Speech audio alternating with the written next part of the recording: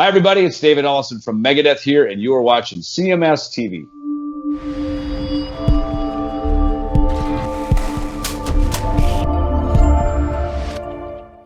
And more than anything, I want to make this record myself. This is a really important thing for me. Making a solo record is almost like having a baby. Now, I've never had a baby, but I imagine it to be possibly like that. All right. So- All right. Well, first of all, it sounds like he launched a new newspaper, the Corona Times. Yeah, the Corona Times.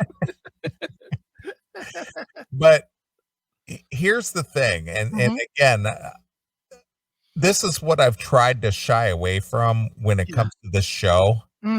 But how important it is to him. This is important to me.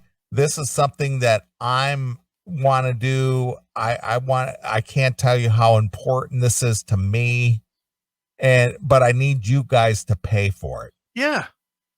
And here's my thought, and tell me if you think I'm crazy on this. Okay.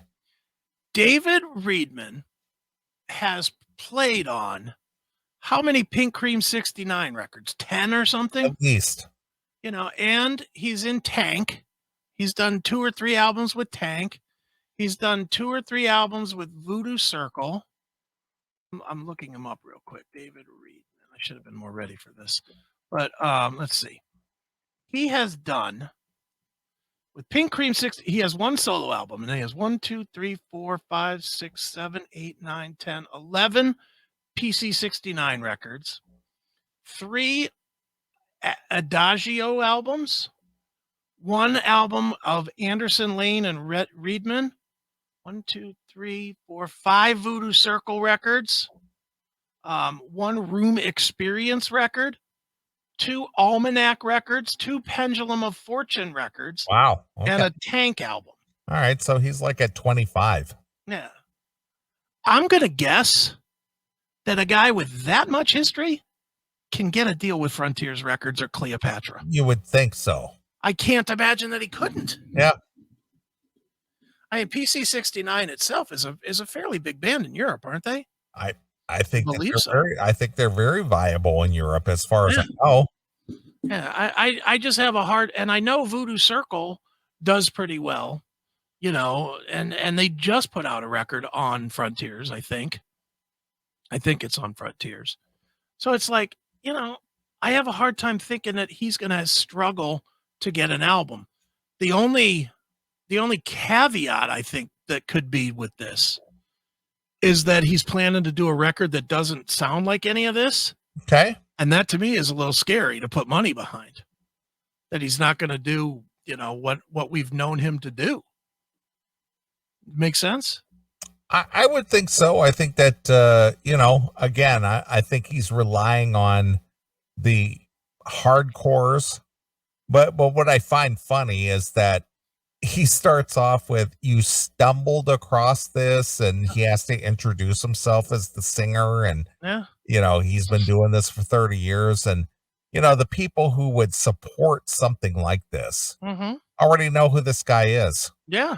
You would think anyway. I would think. Yeah. I mean, maybe he's trying to reach people that don't know who he is, but I find that weird because if you're just a dude that nobody ever heard of, and this guy, again, he points out, I've got a 30-year career. Yeah. He would be appealing to his base fans, his hardcore base fans. Right. Yeah, David Reedman is trying to do something on a solo record. I love his work, regardless of what he did, whether it was a solo album or his Pink Cream 69 or whatever the case may be. Sure. They would probably be all in to go, yeah, I support him because I'm a fan of the bands and his work and all this other stuff. But the pandering, I don't like that part. I don't like it either. And I want to be fair to David here because, again, I do like David. He's not asking for a shit ton of money either. You know, sometimes you see these things and they're asking for like $40,000 or something like that. Asking for about $5,000. 5,000 euros. So whatever that equals. $8,000 or something. Yeah, of course. So I know that the average cost for making a record these days is around between 5 and 10,000. Right. It's not a lot of money. It's not. I mean, when you think about what they spent back in the 80s, especially, they spent, upwards to $1 million Sure. to make a record. And now today they can do it for $5,000 to $10,000. Sure. Yeah, it's much cheaper than it ever has been before. But I'll even I'll put the link if people want to donate on the page on our video.